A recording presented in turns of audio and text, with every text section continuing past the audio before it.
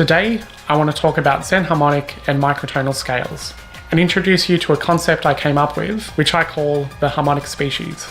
The harmonic species is a term that I use to describe the different ways that you can come up with harmonic structures for microtonal scales. I put them into 4 categories. 1, equal divisions of the octave. 2, ratios. 3, formulaic. And 4, arbitrary. So now I'll go through all of them and explain the differences.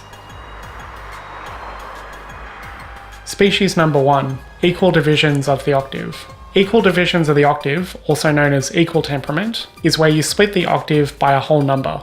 The current Western system of music uses the octave split equally into 12 notes, so you're already very familiar with how this sounds. But you can divide the octave into any number you like, and this is where you get a bunch of interesting scales. EDO scales have a property that because all the intervals are the same, your ear can very quickly tune into the differences between the interval steps, which means that fast melodic patterns work well.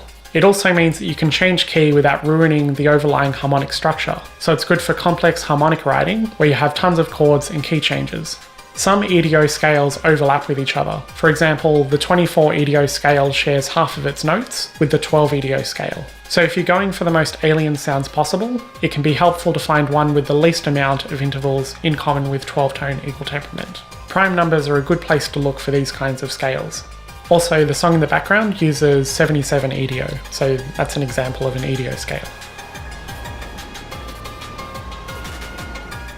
Species number 2, ratios.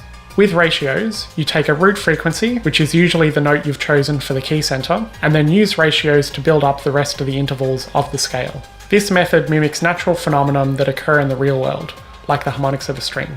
This can give you intervals like the perfect fifth, which is a ratio of 3/2, the major third, which is 5/4, or the perfect fourth, which is 4/3. When you build a scale in ratios, the simpler ratios tend to sound the most harmonious, whereas the more complicated ratios with larger numbers sound more dissonant. As an example, Partch is a famous microtonal composer who made a scale based on ratio harmonics. He created a 43-tone scale based around the 29 ratios you can get by keeping the whole number division at 11 or less, and then filled the gaps with some more dissonant ratios just to even it out a little.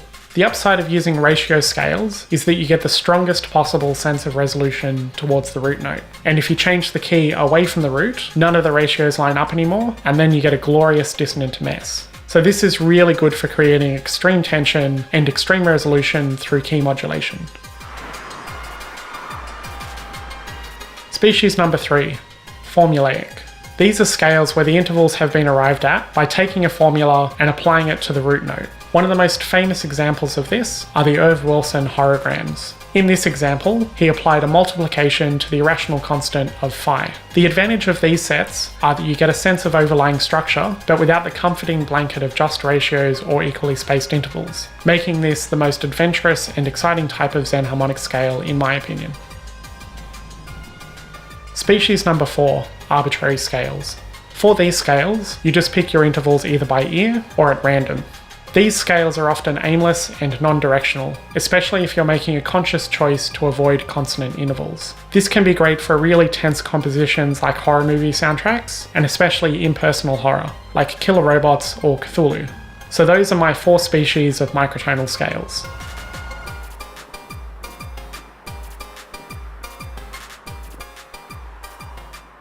There are also some scales that don't repeat any notes at the octave, but they usually have an underlying structure based around either ratios, formulas, or picking notes at random, so I still personally throw them under whichever category suits it the best, even if it doesn't repeat at the octave. One example of this is the Boll-and-Pierce scale, which repeats the tritive, which is an octave plus a fifth. But since it uses ratios, I would still put it into the ratio species. So I hope this has cleared up a bit of the confusion that comes to newcomers trying to get their heads around the wonderful world of microtonal music.